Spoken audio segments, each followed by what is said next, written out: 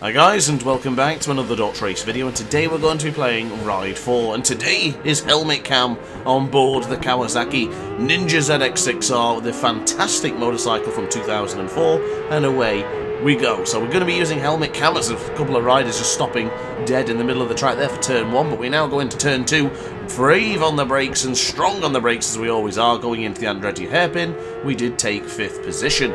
So starting from the middle of the grid, we are slowly working our way forwards for this 3-lap sprint here in Laguna Seca, as we now go on the right-hand side, just behind the Suzuki man as he just tips it to the right-hand side ever so slightly. Another Suzuki ahead of us, so we'll try and get in behind him and maybe go the long way around. We're actually lining him up. We do go around the outside, and we now have a chance to go into the mother's corner for turn 5. Into the left-hander we go, up into 3rd position already.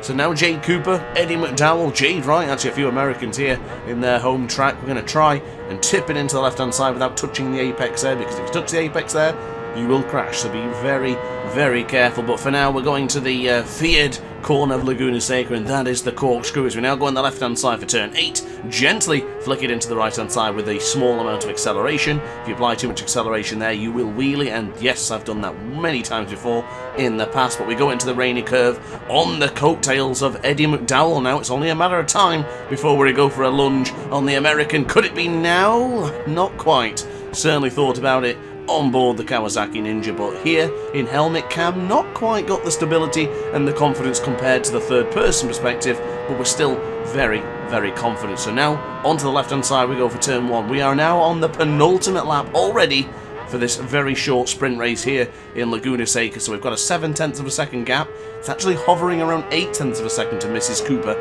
ahead of us on track. So we'll now chuck it into the right-hand side for turn 3. Only a bit of brake was applied there. If you notice in the bottom right-hand corner of your screen, it wasn't full brake. It was just enough just to slow the motorcycle down. The same can be said for turn 4, as we now bring on the acceleration using every little bit of speed of this Ninja and get in behind Miss Cooper ahead of us. So we go onto the left-hand side for turn 5, nice and tight to the apex, really tight there, almost touching it practically. But we now have an opportunity. Do we dive over the inside here? Just braking at the shadow of the bridge, not quite good enough for turn 6. Actually, I lost a little bit of time there. I was a bit too tentative on the brakes. Can we go for that lunge going into the corkscrew? You know I love to do it. Is it going to happen here? We're going to run it a little bit deep though, I think. We're going to be a bit too hot. Can we make it stick? Oh, Jade Cooper around the outside. That is racing very smartly done there for Miss Cooper. She's waited for us to go for the lunge and then fought back immediately. That's a ride of a good champion, that is. As we now go on the right-hand side for turn 10. Super tight to the apex. Really, really close to that apex of turn 10. Almost crashing, but we're still on board the Kawasaki. And now we have a chance for the very final lap. Now, sometimes I do choreograph my moves, and I am thinking already about the downhill chicane, the corkscrew, of course. Do I wait for then, or do we go earlier? I'm not entirely sure, but we're now going into the Andretti hairpin against the fellow Kawasaki. Will we have an opportunity going into either turn 5 or potentially turn 6? Well, let's find out in a moment's time. We're not close enough yet for turn 3 or 4, but we will pick up a lot of speed here going onto the right-hand side. Make sure you don't touch the rumble strip there. Just pick up the motorcycle quite abruptly if you have to. Just avoid touching the outside of the rumble strip. And now breaking into turn 5. Are we going to claw back some more time against Cooper?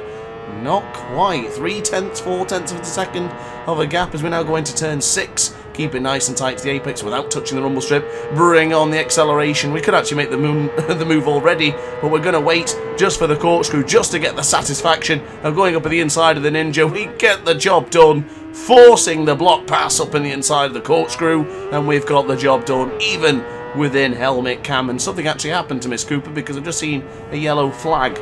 So something happened to the lady during that corkscrew. And now I didn't make any contact, but we did force her wide. So as far as I'm concerned, a clean move all around. But we now break into the final corner of turn 11, nice and tight to the apex. And let's get a big wheelie for the aces, for the fans, for the subscribers, for everyone who loves this channel.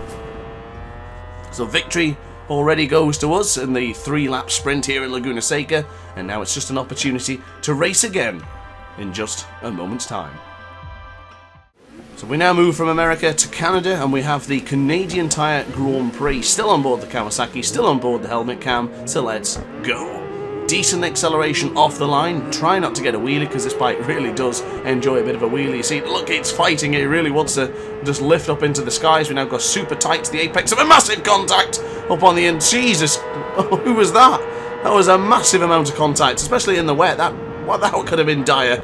Both men could have gone straight down there, as Oliver Giotto is ahead of us with Mark McLeod in second, and Yolanda Ventura Cavallo is leading this particular Grand Prix. The Brazilian man? Yolanda?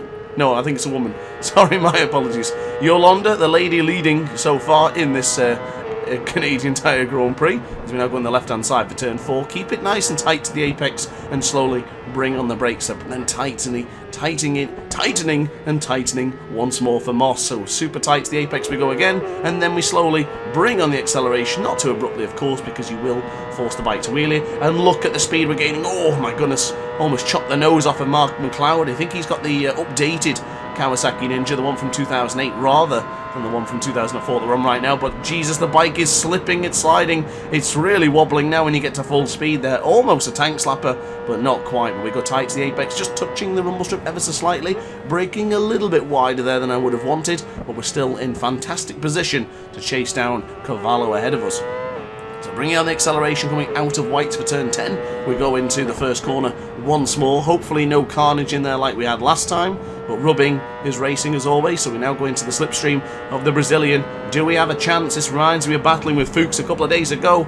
The British rider up against another Brazilian, as we now go on the left hand side. Keep it nice and tight, bring on acceleration. We could go for a lunge going into the right hander, just not enough. I really wanted to go for it, but I did think that would have caused a little bit of carnage, but we'll try and go around the outside, possibly before we enter Moss. It's not going to be enough to beat the Brazilian on board the Triumph just yet, but we'll try and gain a little bit more time, and we once again tighten it up into Moss. Keep it nice and wide if you want to, and then tighten it up. It's entirely up to you, but I found that lost me a little bit of time. Going for that tighter line does give me a bit of extra speed, but speaking of speed, look at the speed we picked up.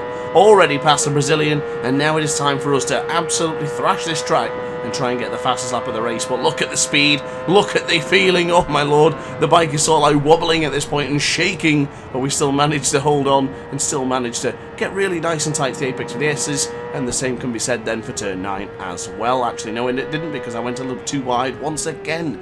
I'm hoping that I can keep it tight to that corner, but I can't seem to get it done.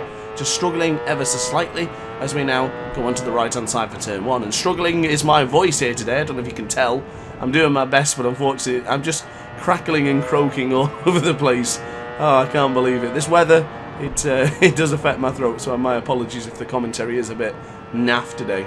So anyway, moving into turn 2, going into Clayton at 3:30. We have the lead so far with a half a second gap to Yolanda Ventura Cavallo. Now I'm not entirely sure if Edward Marcy is going to be making an appearance, because someone is on the Kawasaki Ninja ZX6R from 2008, and that is a much quicker bike than what we have. We've seen that in Laguna Seca, of course, against Jade Cooper, and I think Edward Marcy may be the one, so they might have the speed on this back straight. The gap is only 0.2 of a second. We've got to make sure that he doesn't pick up any extra slipstream. We do manage to pull away ever so slightly coming out of the corner. We've got a tremendous amount of time, but this could be it. This could be the crucial punishing blow to Mr. Marcy, and we may have a chance to winning this Grand Prix as we now go to the wider entry for the 8th corner, and then we'll hopefully flick it in nice and tight for the 9th corner. Not bad, yeah, that kind of works, but we did accelerate a little bit too much just before whites, and the gap is down to 0.2 of a second. It's not much, but we'll still have the victory here in the Canadian Tire Grand Prix on board the Kawasaki Ninja ZX6R in the helmet cam. Job well and truly done today. So that's it, guys. Thank you very much for watching the video. I hope you liked it. If you did, let me know in the comment section down below. The helmet cam was for you helmet cam and first person lovers out there. But upon that note, guys, hit the like button if you really enjoyed it. Hit the subscribe button as well so we can build the aces a little bit more. And upon that note, guys, thanks for watching as always, and I will see you in the next video. Ciao for now.